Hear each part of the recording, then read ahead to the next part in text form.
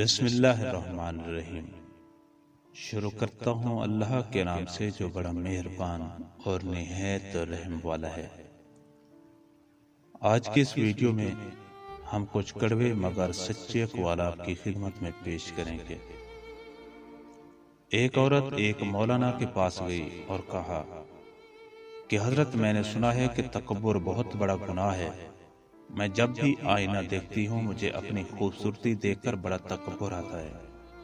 مولانا مسکرائے اور جواب دیا، جسے آپ تکبر سمجھ رہی ہیں وہ غلط فہمی ہے، اور غلط فہمی کوئی گناہ نہیں۔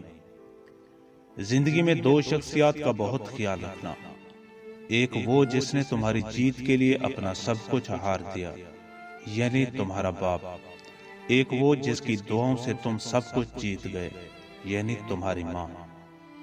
محبت بدصورت چہروں پہ مہربان ہو جاتی ہے، لیکن بدصورت دلوں سے اس کا کوئی لینا دینا نہیں۔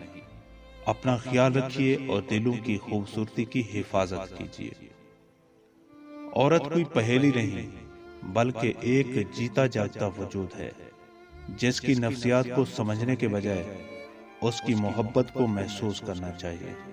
محبت کرنے والوں کے لیے وہ ہمیشہ ایک کھلی کتاب ہے۔